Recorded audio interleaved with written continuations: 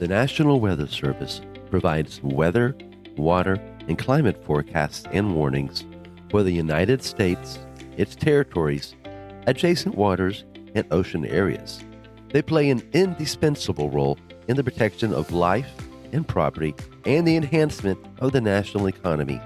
They do this by empowering us to prepare for and respond to effectively adverse weather conditions.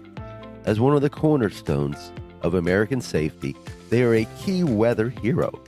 They strive towards a weather-ready nation where society is well prepared for weather, water, and climate-dependent events. I'm Kevin Peterson. Welcome to Weather Heroes. Today we speak with Brian LaMarre from the National Weather Service. He's the meteorologist in charge of the Tampa Bay Forecast Office. Brian has been working at the National Weather Service since 1992, and he's been at the Tampa Bay office since 2007. Brian wears many hats, serving as the NOAA Gulf of Mexico Regional Collaboration Team Lead, as well as on the Florida Governor's Hurricane Conference Board of Directors and the boards and committees of numerous meteorological associations. Brian's expertise extends beyond the confines of his office, though, reaching into broader meteorological circles. He's been heavily involved in the forecasting and analysis of many storms, most recently Hurricane Ian in 2022. Folks, Brian is the real deal. So please be sure to check the show notes for links to Brian's bio and some valuable weather resources. So without further ado, let's go to the interview. Well, today we're lucky enough to have Brian LaMarre, and Brian is a meteorologist in charge of the National Weather Service. He's in the Tampa Bay area office. Brian's also the NOAA Gulf of Mexico Regional Team Lead, and I think we'll hear some more about that when we talk about Hurricane Ian. And one thing, Brian, that I know a lot of folks wonder about is, what does the National Weather Service do versus what other weather groups under NOAA do?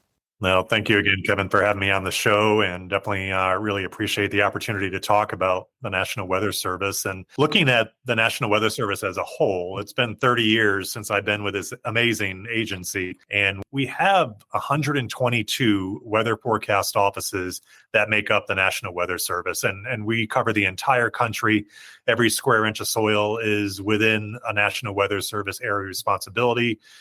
We are at the lower 48. We have Alaska. We're out to Puerto Rico, Hawaii, Guam. So we definitely cover a very large portion of the globe. And our mission is simple. It's really to help people protect life and property and enhance the national economy by issuing weather forecasts and warnings, and also collecting very valuable weather and climate data that is used by government sectors, private sectors, the public, anyone wanting to know what the weather or climate is going to do depends on information from NOAA and the National Weather Service.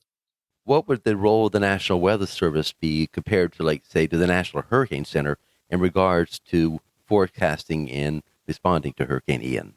That's a good question, because the National Hurricane Center is actually part of the National Weather Service. And so our organizational hierarchy starts with the Department of Commerce, and then within the Department of Commerce is what's called NOAA, or the National Oceanic and Atmospheric Administration. And NOAA is a large organization, and within that is the National Weather Service. And we have weather forecast offices, we have river forecast centers, we have special national centers, such as the National Hurricane Center, and we also look at Storm Prediction Center, weather prediction. We even have a space weather prediction, and centers that focus on aviation and ocean prediction. So definitely a very robust agency. And so the National Hurricane Center is responsible for issuing the watches and warnings for tropical storms and hurricanes, and also for storm surge watches and warnings. They do forecasting for the open ocean, for the tropical portion of the ocean, and they're helping people make decisions when these tropical storms and hurricanes move over the open waters, and also especially when they come towards land. And that's when we, as a local weather forecast office, so again, 122 of them across the country, when those storms come towards the mainland, then we are coordinating very, very frequently and closely with the National Hurricane Center, and we're coordinating with our local media and especially our local emergency managers to make sure that they know what that hurricane or tropical storm will do when it comes towards the area. So you mentioned Hurricane Ian, September 28th, 2022, made landfall over Southwest Florida, and that's within my area of responsibility for Fort Myers. And so we were working closely with the National Hurricane Center and getting the broader picture from them, and then taking that information. And what we do is we localize it and we say, okay, what will it do to the people of Fort Myers? What's it going to do to Tampa Bay and across all of our area? And we make sure that we provide that information so people can make life-saving decisions.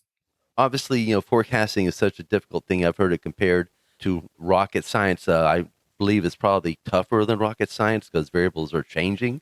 So if you were talking about accuracy and some of the challenges when you look at all these things, where do you think we are today with forecasting? Yeah, I like that. I usually connect it, like how you said, rocket science and working with things like that. Also the medical community, there's a lot of parallels with meteorology and forecasting the weather, diagnosing the weather to what the medical community does, where they're looking at the human body and they're making a diagnosis of whatever it may be, and they're going to make a prognosis of whatever that condition may do for us and what we need to do to prepare for it. Same thing with a meteorologist and weather forecasting. We're looking at data, whether it be satellite data, ground truth observations, radar data, and observations from the public on rainfall and temperature. And so we're diagnosing the state of the atmosphere, and we are now going to give a prognosis or a forecast of what will happen. And that could be over the next few hours. That could be over the next 30 minutes when it comes to a tornado warning, or it could be over the next 7 days when it comes to a hurricane that is developed off the coast of Africa, and computer models are forecasting it to come towards Florida. So it's definitely taking a large number of pieces to a puzzle and trying to put those pieces together. And sometimes, certain pieces will go to many different portions of that puzzle. And we got to make sure that we're looking at it from a broader sense, but we really want to drill it down to what does this forecast mean for people?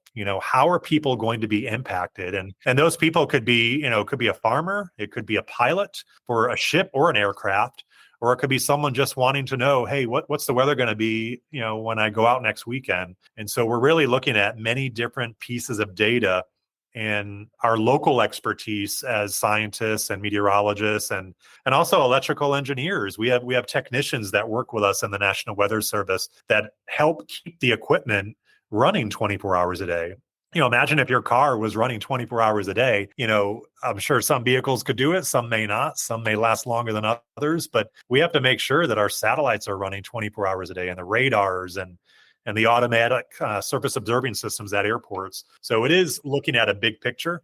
And again, our mission is to take all that data and make it understandable and actionable. Because if I were to say that tornado is going to, come to our area in 5 days, that may be different than saying a hurricane may come to our area in 5 days. Because what could we do if we knew that a tornado was going to come to our area in 5 days? We can't move our home, but we may be able to make sure we have the necessary actions in place, bringing in, loose objects from outside and really knowing where our safe room would be. And when it comes to a hurricane, where would we go to evacuate? So we have to listen to the elected officials and county emergency managers and make sure that we know what to do well before that impact is coming our way. Yeah, I've seen over my time in watching the National Weather Service, the National Hurricane Center, a lot of increases in that accuracy and the ability to make that cone of uncertainty a little bit smaller and a little more accurate. So now you guys are protecting the public, the citizens, you're protecting life, property. When we hear about that, we also hear the terms watches and warnings associated with tornadoes, thunderstorms, hurricanes, the big one, obviously. Talk to us a little bit about what those are and what people should be paying attention to. The watches and warnings tend to confuse people a lot over what does one mean over the other? When should I take action when one is issued? And so a watch typically means that conditions are favorable for something to occur. It could be a severe thunderstorm watch, a tornado watch, could be a hurricane watch, or it could be a freeze watch for cold temperatures. And so that really just is going to be issued usually about 48 hours before the condition may be coming to someone's area.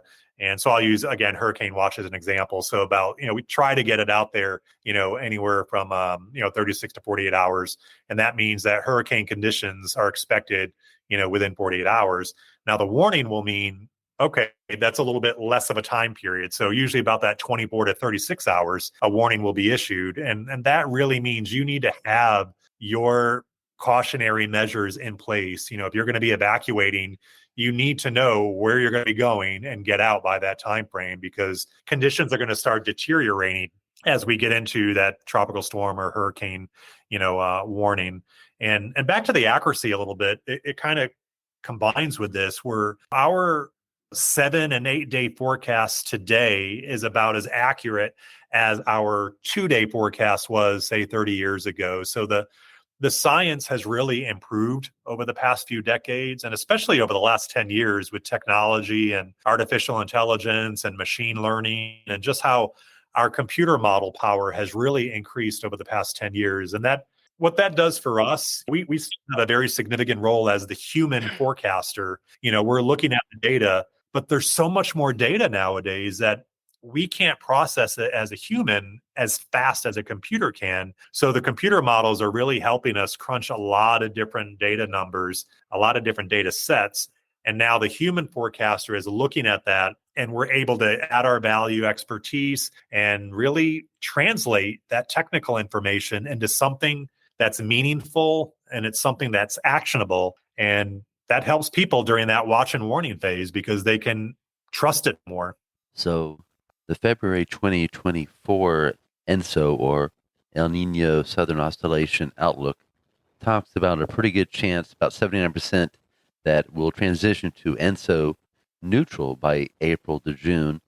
And we're also apparently on a La Nina watch with a good chance, about 55% chance, that the Pacific transitions into La Nina June to August. So with that in mind, talk to me, if you would, about what that is and what impact that might have on the predictions that you and the National Weather Service do make. It's a really significant seasonal change that we'll look at when we look at El Nino and La Nina, or ENSO, as you mentioned, the El Nino Southern Oscillation. So we're really looking at a global scale change in the weather pattern that is produced primarily on because of water temperature changes in the eastern and central Pacific. And so what we do is we use satellite data, we use buoy data from our National Data Buoy Center, and private sector observations. And we're looking to see how is the water temperature changing in the central and mainly eastern Pacific. And when those water temperatures changes over a certain geographic area of the eastern Pacific we look at, and research over the years has shown us that when the water temperatures are warming over that area, then we're looking at El Nino. So El Nino is really a warm phase of that global cycle in the Eastern Pacific. And that tends to increase a lot of moisture over the Western U.S. We've seen storm after storm, or atmospheric rivers, as we've been hearing about a lot, impacting California and portions of the West Coast this year. We've seen mudslides. We've seen very active weather. Typically, El Nino will also increase what's known as the jet stream, and the fast river of moving air above our heads, 20, 30,000 feet above us. And that blows over the Gulf of Mexico. And so in Florida and the Gulf of Mexico, we tend to have a more active winter season when we have an El Nino weather pattern in our area. And those are usually the winter seasons during El Nino years, when we can see tornado outbreaks and we can see strong weather systems, low pressure systems in the Gulf of Mexico. Now, for the hurricane season, El Nino sometimes will reduce the number of storms that form in the Atlantic and the Gulf of Mexico. Now, you mentioned your personal experience with Hurricane Andrew in 1992. Andrew, the letter A, so the very first storm that formed that year, that was in August. So that season was coming out of an El Nino year. So it was coming out of the El Nino year, and it usually takes the atmosphere time to respond to changes in the ocean. So the ocean was changing. We were coming up out of El Nino. The water temperatures were starting to, cool down, which gets us into either a neutral phase or a La Nina phase, depending on how cool it gets in the water and how long it stays cool. But Andrew, the very first storm of that year, was a below normal season, 1992, but it really didn't matter. Andrew, the very first storm to hit, devastated South Florida. and also other states in the Gulf of Mexico region. And some areas never recovered or didn't recover, in that part of South Florida because of Andrew's wrath of a windstorm. So what we're looking at this year, we're coming out of the El Nino phase, and we're going to be looking at a La Nina phase as we get into August, September, October, during the peak months of the hurricane season. And we're not happy about that because that actually means we could see more tropical storms or hurricanes forming out in the Atlantic. It doesn't mean that we're going to see more landfalls, but obviously the probability increases when you have more storms that form, and obviously they're moving somewhere. So, we like to treat in the National Weather Service that every year is going to be the year that we may have a hurricane landfall in our area. So we have to prepare accordingly. But no, we are looking to transition from El Nino, the warm phase, to La Nina, the cooler phase. And that definitely will have changes in the weather pattern. So it follows along the line of many of the things I've heard about La Nina, El Nino, and not too good for hurricanes, but maybe better for wildfires out in California. Exactly. Yeah. Hopefully they'll get more rainfall out there and not have as many wildfires. But as we're seeing, another element of that too is climate change. We're seeing that the climate is changing. It's just a fact. I think there's debate over who's responsible, but some of the scientific research kind of discusses it. But the fact is, the planet is warming. And so we're actually seeing changes in El Nino and La Nina over the past several years than what we've seen many, many years ago. So we're looking at a warmer Earth. So the atmosphere is warmer than it usually is. So that actually has consequences on what El Nino will look like, what La Nina will look like. Right now, the water temperatures in the Atlantic Ocean are well above what they normally would be for January, February, March. So we're already looking at a warmer Atlantic. And now we're looking at a transition into La Nina. So we're having the water temperatures are going to be above normal, which is more fuel for some of the storms due to condensation and release of heat when thunderstorms form. And we're going to see the jet stream will weaken because of La Nina. That will allow storms to form and not get torn apart by the strong jet stream. So these are not pieces of the puzzle that we like to see come together as we go into a hurricane season. So definitely a year that we will have to really be on guard and make sure that we stay tuned to when storms form, that we have to know where they're going to go, and people should be prepared and think about that now instead of waiting for that time period. Yeah, and to your point, it only takes one storm. So, yeah, okay, exactly. So we've talked about Ian a little bit, and I know you were heavily involved in both, I guess, the forecasting, the planning, as well as discussing and understanding the after effects and what that means for the future. Talk to me about a few examples around that you might be able to share, and things you would like for people to know. Yeah, Hurricane Ian is a significant storm in my career. And of course, it just happened a couple of years ago. So again, September 28th, 2022, 3:05 p.m. on that Wednesday afternoon, I'll always remember it.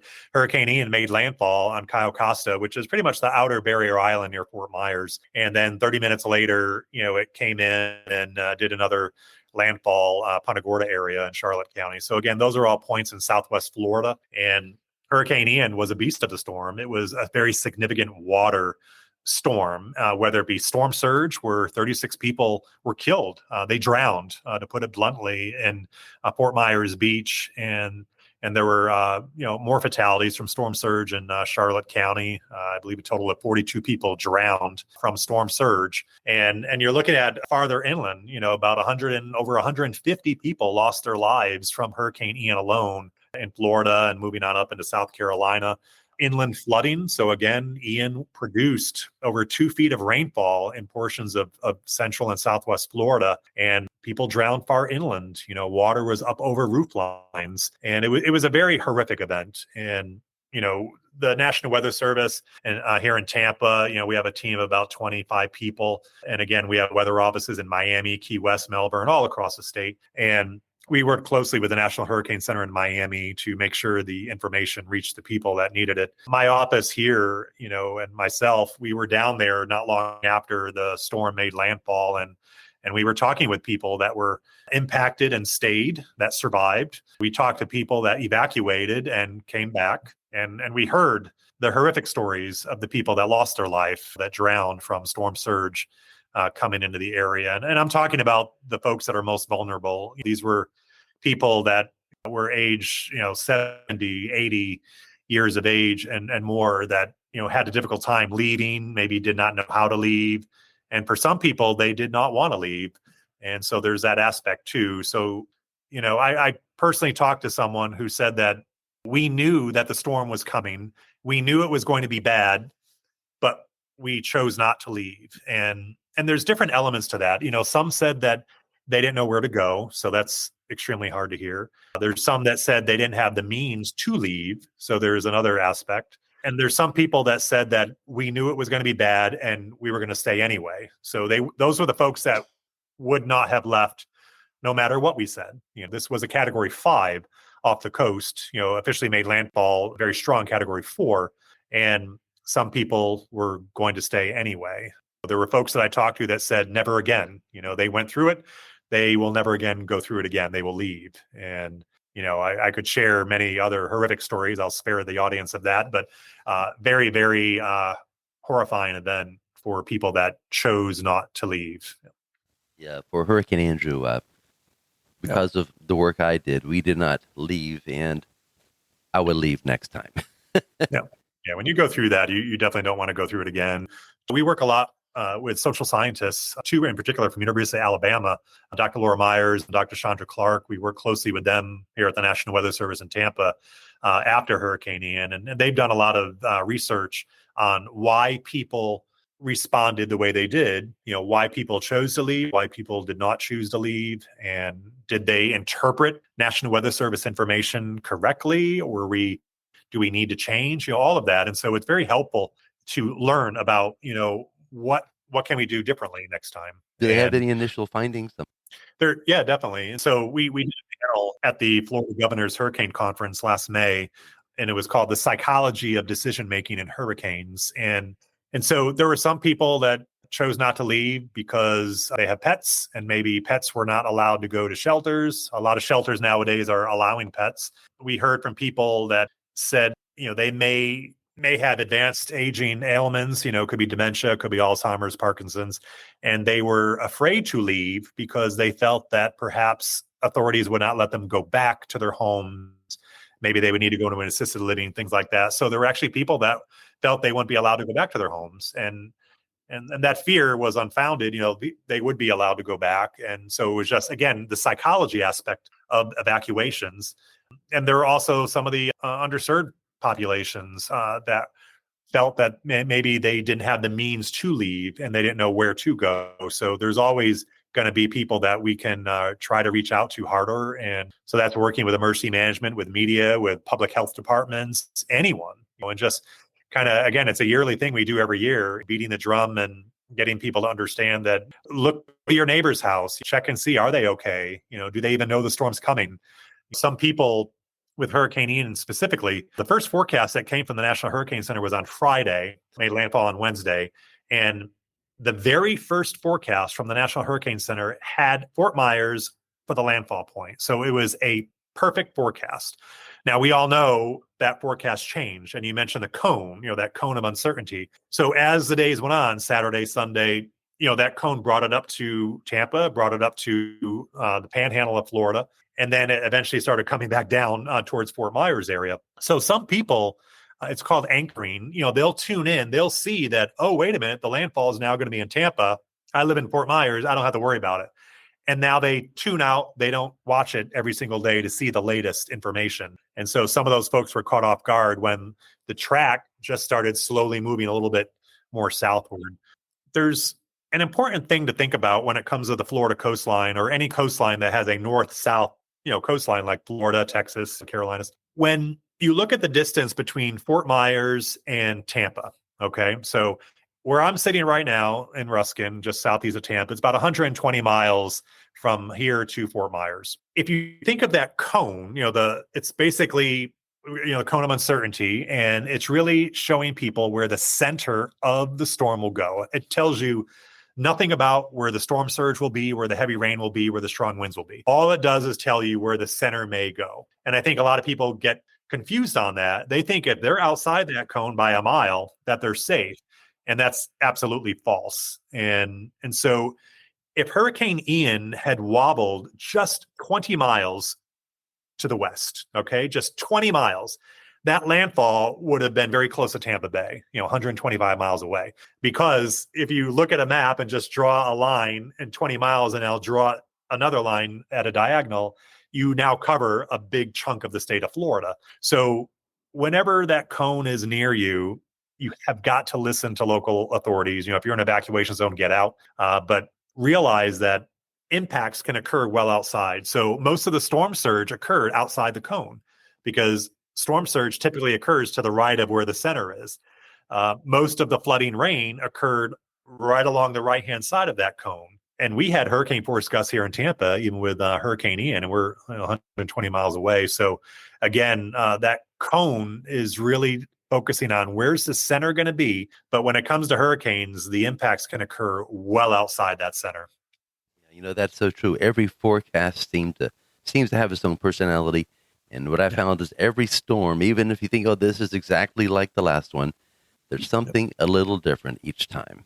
And that's an excellent point, because that was another factor. And what we heard from folks down there was, people may remember Hurricane Charlie. And, that was, what was it, August 13th, 2004, Friday the 13th. I remember that one well as well. That hit exactly the exact same location where Hurricane Ian hit. So now let's think back now. Okay, a Category 4 Hurricane Charlie was coming towards the coast in 2004. And people did or did not evacuate. So now we have Hurricane Ian, Category 4 hurricane, going to make landfall, same location. I talked to people that lived there in Hurricane Charlie, and they stayed and they survived. And we heard from some folks that did not make it because Hurricane Charlie was a much smaller storm, and it produced storm surge about 6 or 7 feet, which is still significant, but you can survive it if you get out of its way. Hurricane Ian, again, Category 4, it was a much larger storm. It produced 10 to 15 feet. I personally measured 15.4 feet. It was a high water mark along a structure on Fort Myers Beach. You can't survive that if you're in that area. You've got to get out of the way. So we've said in the past, Hurricane Charlie likely killed some people during Hurricane Ian because they felt they would survive it again, and it did not work out for them, unfortunately. Yeah, 2004 was a pretty bad year in Florida overall, with 4 hurricanes going through in one year. Exactly. Yeah, a lot of really good information here, Brian. If you had a couple of messages that you'd like to leave people with who might listen to this, what would that be? I would really just encourage people to stay tuned to the weather forecast. The hurricane season is something I like to say is year round. It isn't just June 1st to November 30th. That's when what we call the climatological peak of when tropical storms and hurricanes form. We've seen them in April. We've seen them in May. In 2005, we saw them in November and December, and one formed in December of 2005, and it crossed over into January of 2006.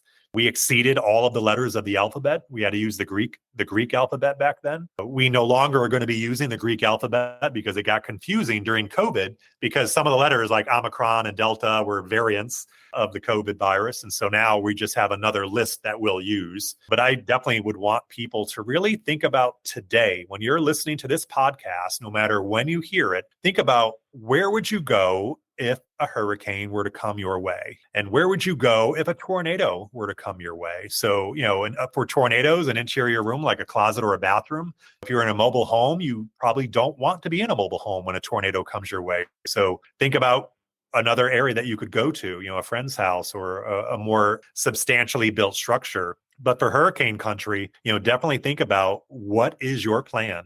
Do you live in an evacuation zone? If you don't, then you don't have to travel that far to get away from storm surge, because, the famous phrase is run from the water, hide from the wind. So you want to get away from the storm surge. That's why you're being evacuated. But you want to take shelter in a well-built home or school or business from hurricane force wind. So know what you're going to do today, because you don't want to wait when a hurricane watch or warning is issued and you're thinking, what am I going to do? So take the nice weather out there today and just create a plan, make a list, and it reduces the stress when hurricanes come our way. Yeah, I couldn't agree more. Have a plan, number one. Well, thank you so much, Brian, for joining us today. And I hope in the future we get to talk to you, but I hope it's not because we've actually had a hurricane. Yeah, we don't want to do that again. And definitely thank you again for having these wonderful questions and this outstanding podcast. Really great being with you today. So folks, like I said, Brian is the real deal. And the National Weather Service is the real deal as well. Until next time, take care. And thanks for joining us at Weather Heroes.